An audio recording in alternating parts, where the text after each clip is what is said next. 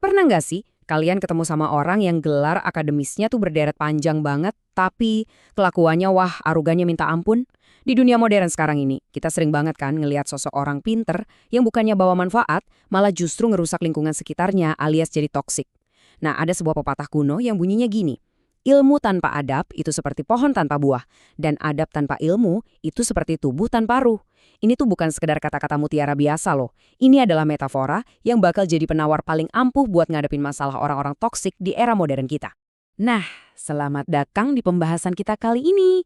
Hari ini kita bakal membedah sesuatu yang spesial banget, sebuah mahakarya abadi dari masa lalu, Surat Luqman, yang fokus ngebahas tentang adab dan ilmu. Ingat ya, ini bukan cuma sekedar teks sejarah yang ngebosenin, ini tuh ibarat kurikulum paling fundamental buat jiwa kita. Lewat pembahasan ini, kita bakal ngelilat langsung gimana sih kebijaksanaan sejati itu dibentuk dan kenapa etika atau adab itu mutlak harus selalu ada di depan sebelum intelektualitas. Oke, biar nggak muter-muter, ini dia 6 poin utama yang bakal jadi panduan obrolan kita. Mulai dari kenalan sama sosok Luqman, ngebedah kurikulum jiwanya dari nasihat pertama sampai ke-7, ngebahas bahayanya sombong, menyelami rahasia gaib Allah, dan ditutup sama kesimpulan tentang adab sebagai pakaian ilmu. Yuk, langsung kita mulai aja. Kita masuk ke bagian pertama ya, sosok bijak bernama Luqman. Kalian tahu nggak, ada satu misteri sejarah yang menarik banget di sini. Coba deh, kalau kita mikirin sosok yang level kebijaksanaannya setinggi langit, kita pasti langsung berasumsi kalau dia itu pasti seorang raja agung yang hartanya melimpah, atau ya minimal elit penguasa lah ya. Tapi tahu nggak realitasnya gimana? Luqman itu aslinya cuma seorang pengembala dan tukang kayu yang super sederhana. Dia nggak punya tahta, nggak punya harta berlimpah. Dan ini ngebuktiin satu paradoks yang keren banget. Kebijaksanaan sejati itu sama sekali nggak ditentuin dari status sosial atau harta duniawi, tapi murni lahir dari ketakwaan yang tulus dan kerendahan hati. Lanjut ke bagian kedua, kurikulum jiwa, yang ngebahas nasihat pertama sampai ketiga sebagai fondasi adab. Nah, ini dia fondasi utamanya. Nasihat pertama ini dengan tegas ngingetin soal bahaya menyekutukan pencipta yang disebut sebagai kezaliman terbesar. Coba kita tarik konsep ini ke kehidupan kita zaman now ya. Di era modern, bahaya terbesarnya itu bukan lagi sekedar nyembah berhala batu loh. Bahaya sebenarnya muncul pas kita mulai mempertuhankan hal-hal lain. Misalnya uang, obsesi gila-gilaan sama status sosial, atau sadar nggak sadar kebanggaan sama intelektualitas dan ego kita sendiri.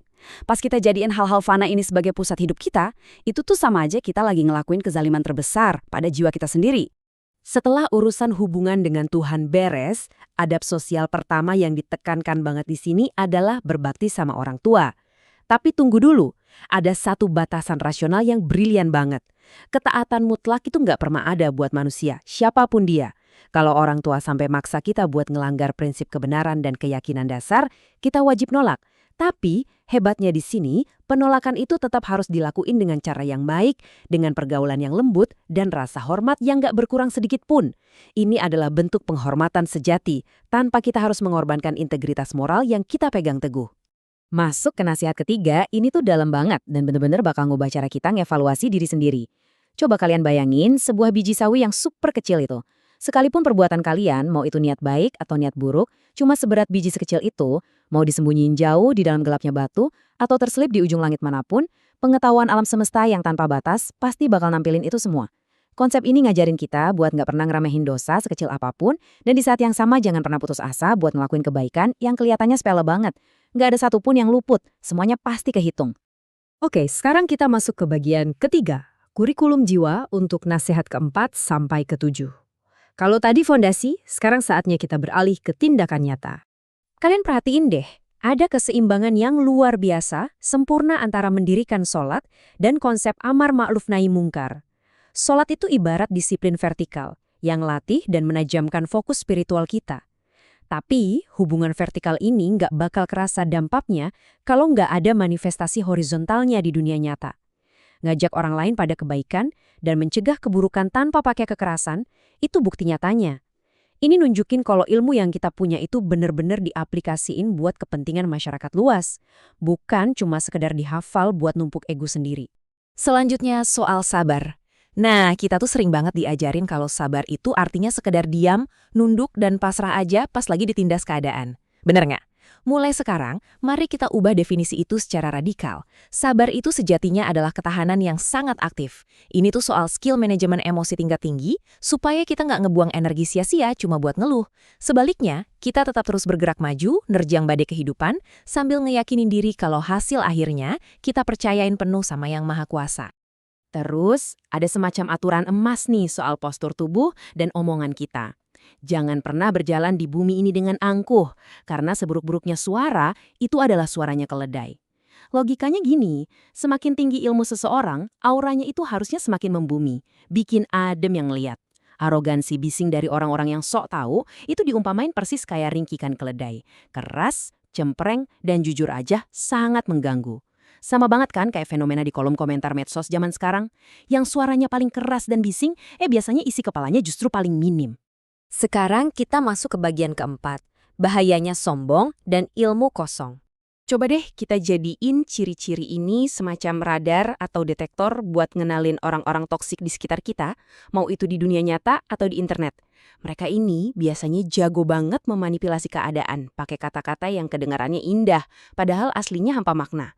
Terus, mereka juga hobi ngolok-ngolok kebenaran, cuma demi nyari perhatian. Dan dengan gaya sombongnya, seolah-olah nutup telinga dari segala macam masukan atau petunjuk. Nah, hati-hati ya, jangan sampai diri kalian pelan-pelan terkontaminasi dan jadi kayak mereka. Jauhin secepat mungkin vibrasi negatif yang selalu mereka tebar kemana-mana. Masuk ke bagian kelima, rahasia gaib milik Allah dan di mana sebenarnya batas akal manusia. Di titik inilah kesombongan intelektual kita benar-benar diuji dan mau nggak mau harus merunduk. Ada 5 wilayah yang emang sengaja dikunci rapat banget dari batas pengetahuan manusia. Kita nggak akan pernah tahu pasti kapan semesta ini bakal berakhir, kapan tepatnya rahmat hujan bakal turun ngebawa kehidupan, rahasia paling dalam tentang apa yang terbentuk di rahim, apa persisnya yang bakal terjadi sama usaha kita esok hari, dan di koordinat bumi sebelah mana kita bakal narik nafas terakhir. Pernah kepikiran nggak kenapa 5 hal ini dirahasiain? Ya supaya kita sadar kalau masa depan yang misterius itu adalah wilayah ujian mutlak di mana iman dan kerendahan hati kita yang harus ambil alih kemudi atas diri kita. Akhirnya kita sampai di bagian ke-6. Kesimpulan obrolan kita, adab sebagai pakaiannya ilmu. Kalau bisa ditarik satu benang merah yang super penting dari perjalanan kita hari ini, carilah adab, benahi dulu etika, sebelum kalian capek-capek ngejar pengetahuan atau skill teknis apapun. Setelah fondasi adabnya kuat, baru deh kejar ilmu sejati yang benar-benar bisa ngedeketin kalian ke pemahaman makna kehidupan. Dan yang paling krusial, jadiin adab itu sebagai pakaian yang ngebungkus ilmu kalian. Kenapa? Karena tanpa adab, ilmu itu perlahan-lahan bakal bermutasi nyiptain manipulator yang egois. Tapi sebaliknya, kalau ilmu dipakaikan busana adab yang mulia, pengetahuan kalian itu bakal bertransformasi jadi rahmat paling besar buat orang-orang di sekitar kalian. Sebagai penutup obrolan yang seru ini, saya mau ninggalin satu pertanyaan penting buat kalian bawa pulang dan renungin hari ini. Ilmu dan pengetahuan kalian mungkin demi hari udah nambah terus. Makin pintar, makin wawasan luas. Tapi pertanyaannya, apakah adab kalian udah ngebimbing ilmu tersebut? Teruslah asah pikiran dan logika kalian sampai tajam, tapi please jangan pernah lupa untuk terlebih dahulu melembutkan hati. Sampai jumpa di pembahasan menarik kita selanjutnya.